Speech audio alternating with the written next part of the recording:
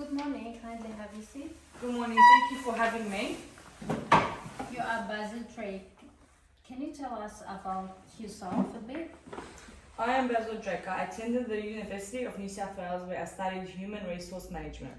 I have since worked in different organisations as Human Resources Officer.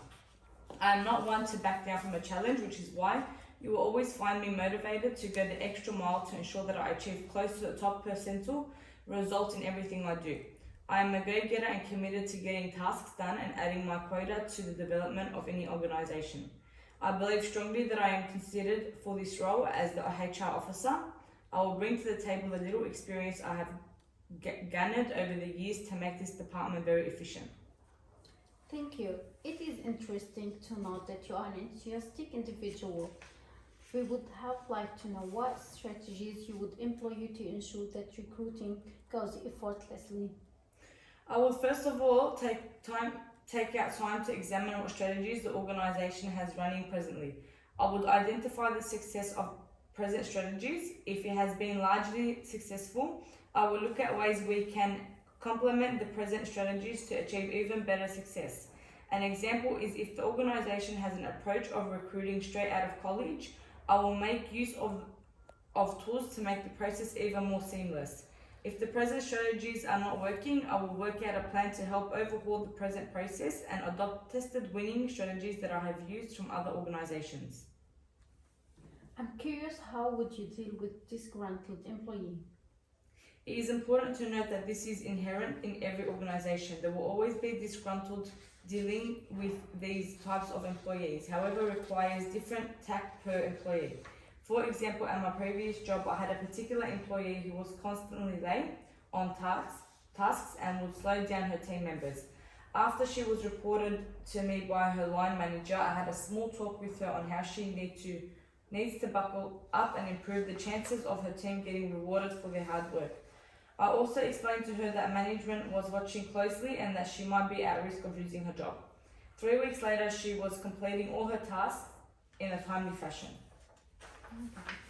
What is your approach in understanding the point of view of colleagues from different backgrounds?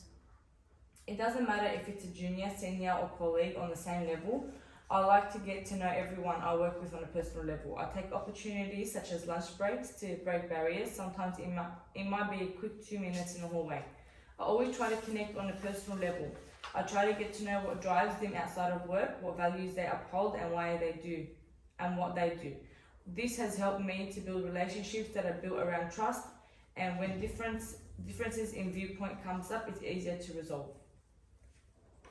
Considering the job roles as a HR officer, do you think counseling workers on personal or work-related issues are important?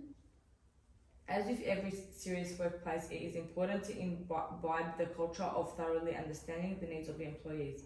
If you ever want to get the best out of them, caring about their workplace and personal challenges will aid productivity, creativity and also safety. So yes, I believe counselling workers as it concerns whatever they are dealing with is a step in the right direction. Okay. In every organization, there are instances where an employee becomes hostile or aggressive. How do you plan to manage such situations? Handling these kind of situations requires one to be diplomatic. A friendly workplace environment is a key focus of every HR department. I will employ tested tactics that will help in making the employee understand if they are right or wrong. I will settle down to understand their grievances and then address them, stating what the organisation's policies are on matters such as this. I will try to be as neutral as possible in order to ultimately resolve the employee's dissatisfaction. How will you be able to identify opportunities for additional training and employee development? This from my experience is always a huge task to achieve, but this is not enough reason to not develop and train employees. I will look for the best way to meet with heads of departments and supervisors to get their buy-in and identify the areas that they would need for team members to be better skilled. After identifying the training needs from heads, I will reach out to employees to identify which areas they would need more training on. You have been with the same employee for quite a while.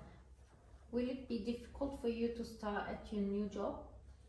I'm very aware that coming to work for a new company will involve a lot of adjustments. In light of this, I pride myself in being able to adapt quickly to new work environments and cultures. I tend to possess the ability to get along with people easily, and I am able to communicate with people effectively. A perfect example is from my former workplace. I hit the ball rolling by introducing myself to all my colleagues and made sure I asked as many questions that I was not sure of in the first 2 weeks. All these attributes will help me in adjusting quickly to this new work setting. Are you familiar with workplace hiring and termination policies? When you are in the HR industry, you barely have enough spare time. I have already penciled down using my spare time to thoroughly understand these policies for onward application. I believe that having understood these policies, they will be highly beneficial. As I have previously confronted hiring and termination situations, my other places of employment. All good. Thank you for your time and good luck. Thank you very much.